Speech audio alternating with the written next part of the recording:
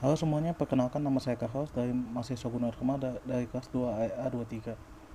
Sekarang saya akan menjelaskan tentang pengantar sistem basis data.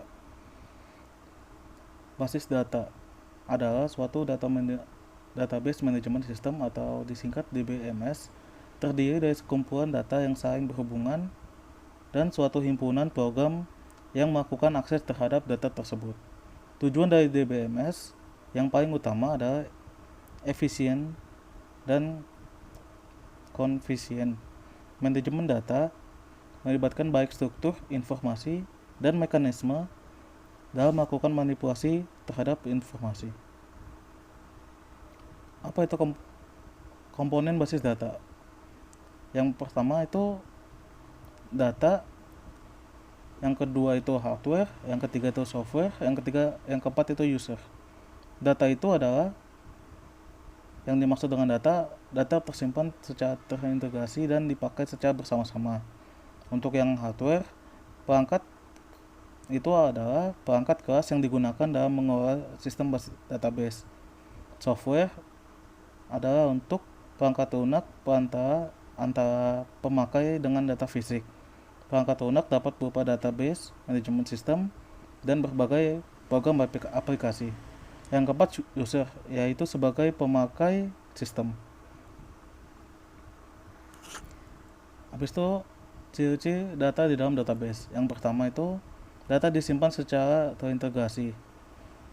Database merupakan kumpulan dari berbagai macam file dari aplikasi-aplikasi yang berbeda dan disusun dengan cara menghilangkan bagian yang lengkap. Yang kedua, data dapat dipakai secara bersama-sama. Masing-masing bagian dari database dapat diakses oleh pemakai dalam waktu yang bersamaan untuk aplikasi yang berbeda. Hardware. Sekarang saya akan menjelaskan tentang hardware. Terdiri dari semua peralatan perangkat keras komputer yang digunakan untuk pengelolaan sistem database, yang berupa pertama peralatan untuk penyimpanan database, yaitu secondary storage yang berupa hard disk, disket, flash disk, dan CD. Yang kedua, peralatan input yang berupa keyboard, scanner, kamera digital, dan peralatan output yang berupa printer dan layar monitor.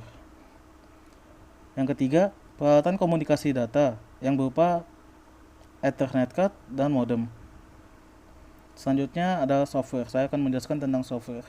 Berfungsi sebagai peralatan interface antara pemakai dengan data fisik pada database. Software pada sistem database berupa yang pertama itu manajemen database management system atau DBMS yang menangani akses terhadap database, sehingga pemakai tidak perlu memikirkan proses penyimpanan dan pengelolaan data secara detail. Yang kedua, program-program aplikasi dan prosedur-prosedur. Habis itu saya akan menjelaskan tentang user. Pemakai database dibagi atas 3 klasifikasi. Yang pertama, database administrator atau DBA, yaitu orang atau tim yang bertugas mengelola sistem database secara keseluruhan. Yang kedua, programmer, yaitu orang atau tim yang bertugas untuk membuat program aplikasi yang mengakses database dengan menggunakan bahasa pemrograman seperti Clipper, VB, Oracle, baik secara batch maupun online, untuk berinteraksi dengan komputer. Yang ketiga, end user, yaitu orang yang mengakses database melalui terminal dengan menggunakan query language atau program aplikasi yang dibuatkan oleh programmer. Selanjutnya adalah file management system yang terdiri dari program oriented, kaku,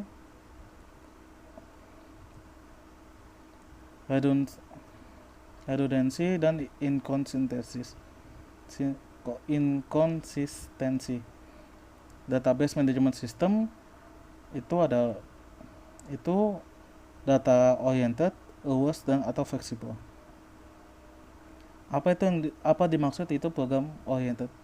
Program oriented itu susunan data di dalam file, distribusi data pada pattern storage, dan organisasi filenya dipilih sedemikian rupa sehingga program aplikasi dapat menggunakan secara optimal. Yang kedua, data oriented adalah susunan data organisasi file pada database yang dapat diubah, begitu pula strategi aksesnya yang dapat mengganggu program aplikasi yang sudah berjalan. Yang selanjutnya, tujuan sistem basis data. Yang pertama itu mencegah data redundancy dan inkonsistensi. Yang kedua, mempermudah dalam melakukan akses terhadap data. Yang ketiga, mempertimbangkan data isolation. Yang keempat, mencegah concurrent access anomaly. Yang kelima, mempertimbangkan masalah keamanan data. Yang keenam, mempertimbangkan masalah integritas.